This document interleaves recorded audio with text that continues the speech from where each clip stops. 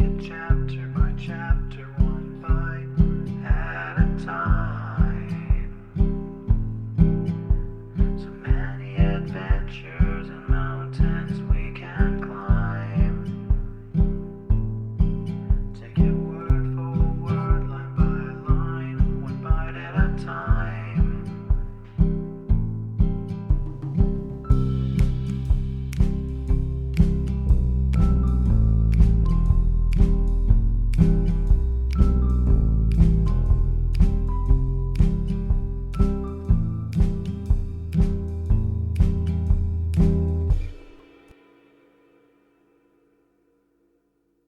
Welcome to Bite at a Time Books, where we read you your favorite classics one bite at a time. My name is Bree Carlile, and I love to read, and wanted to share my passion with listeners like you.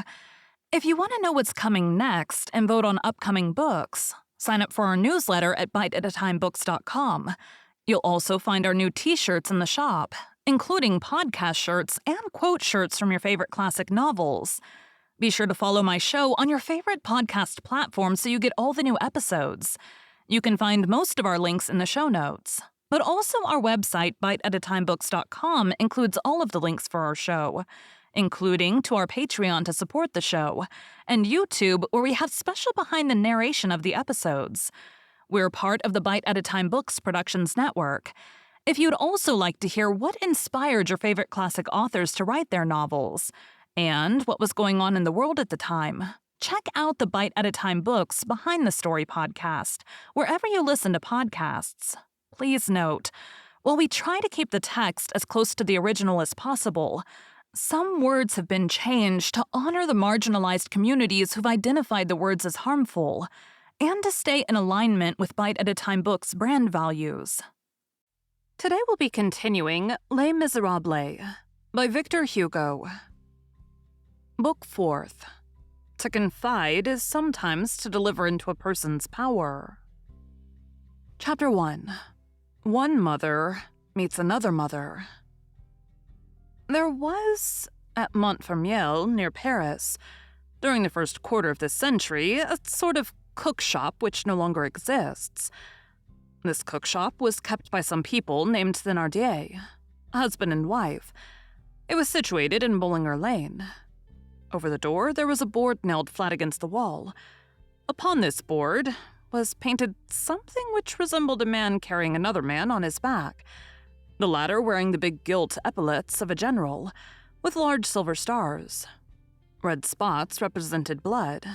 The rest of the picture consisted of smoke, and probably represented a battle. Below ran this inscription, "At the sign of the Sergeant of Waterloo." Nothing is more common than a cart or a truck at the door of a hostelry.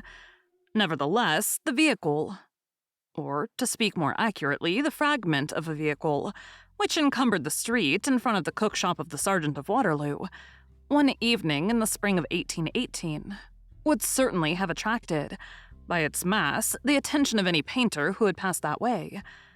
It was the forecarriage of one of those trucks which are used in wooded tracts of country, and which serve to transport thick planks and the trunks of trees.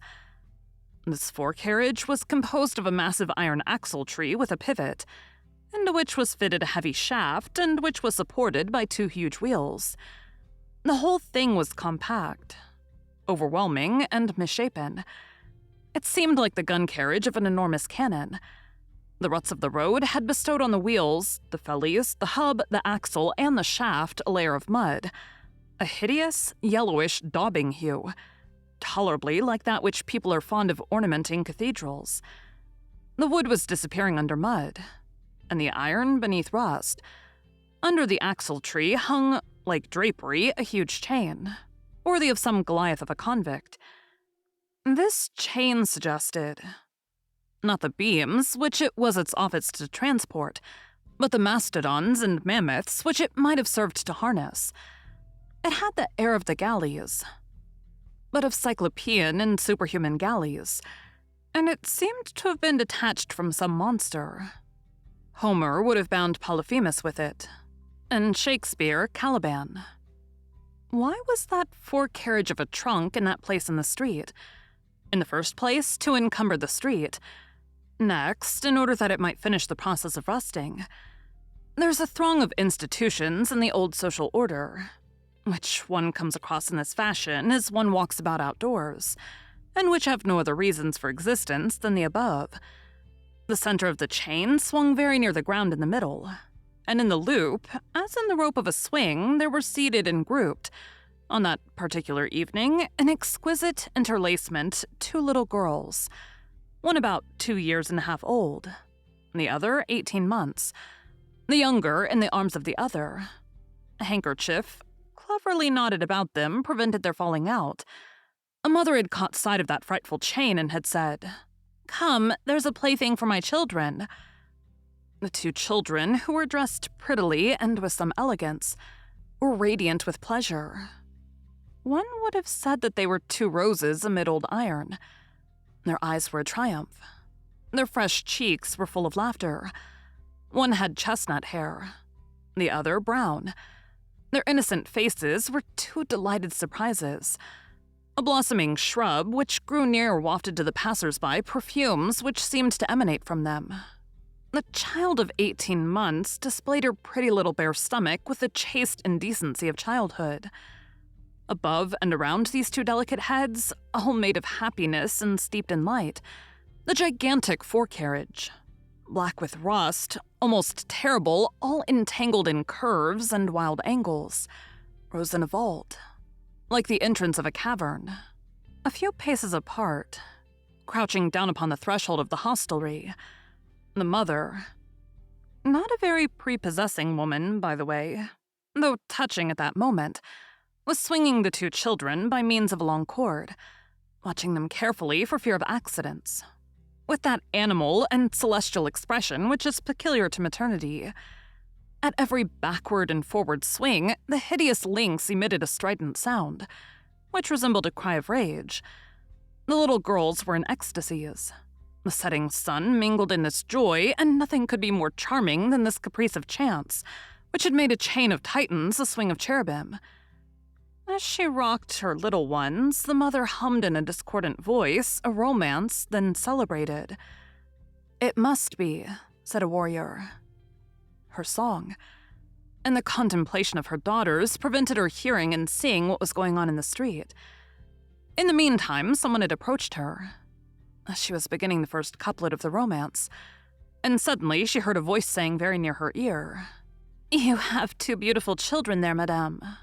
"To the fair and tender Imogen," replied the mother, continuing her romance.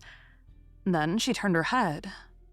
A woman stood before her, a few paces distant. This woman also had a child which she carried in her arms. She was carrying, in addition, a large carpet bag, which seemed very heavy. The woman's child was one of the most divine creatures that it is possible to behold. It was a girl, 2 or 3 years of age. She could have entered into competition with the 2 other little ones, so far as the coquetry of her dress was concerned.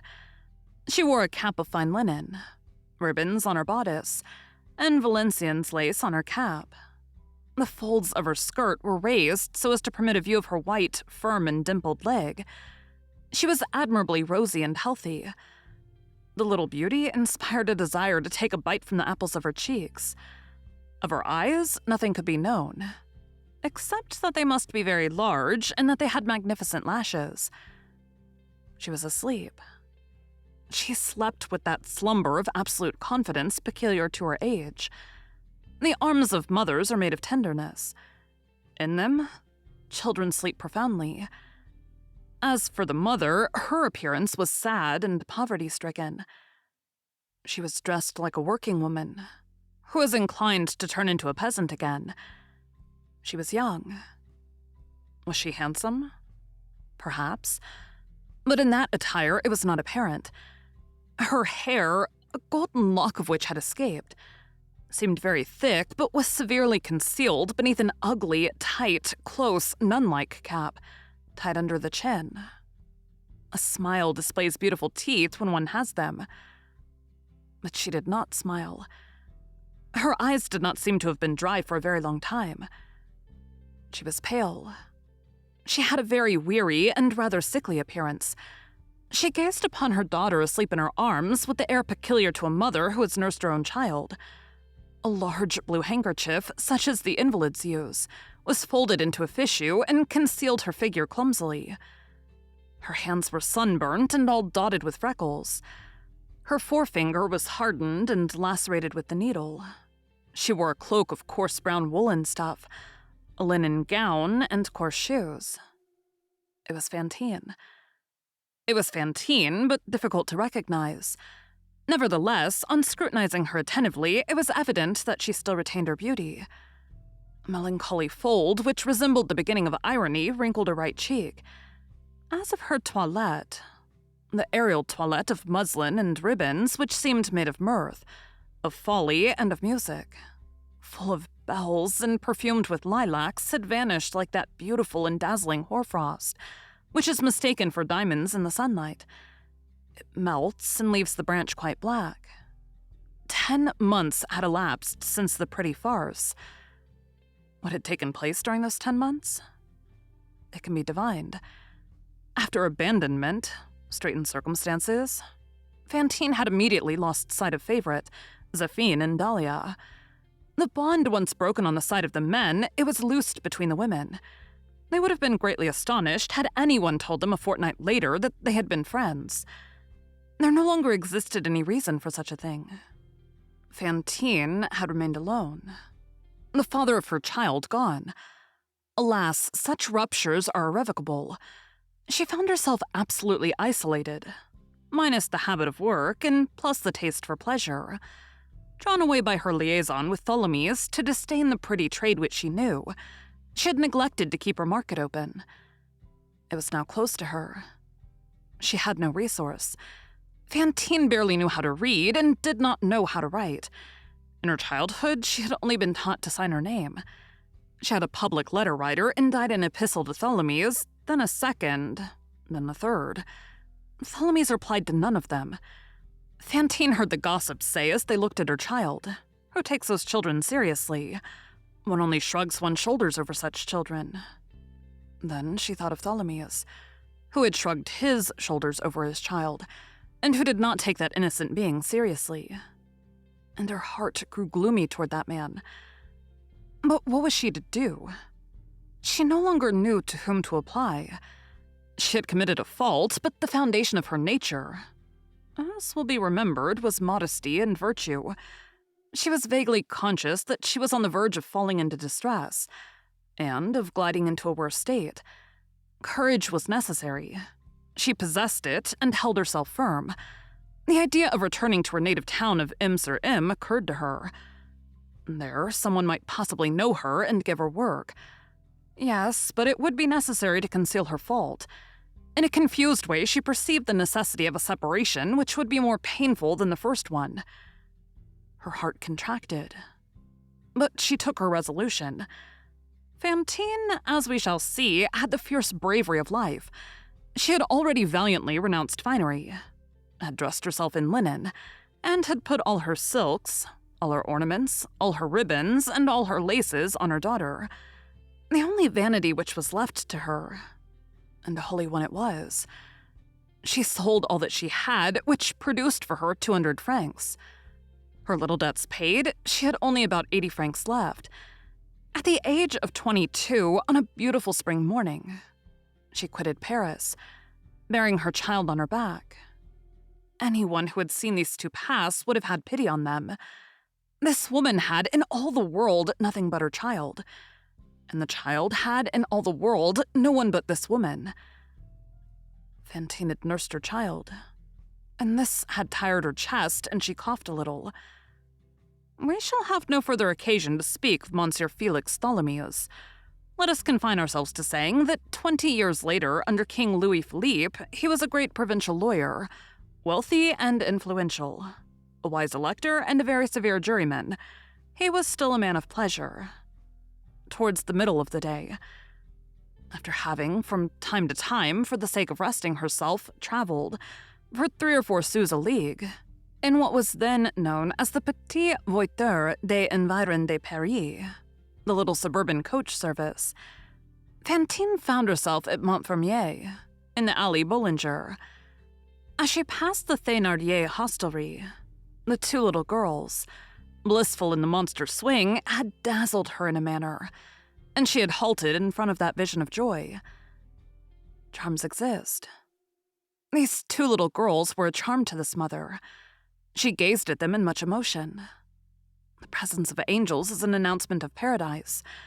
She thought that above this inn she beheld the mysterious here of Providence. These two little creatures were evidently happy.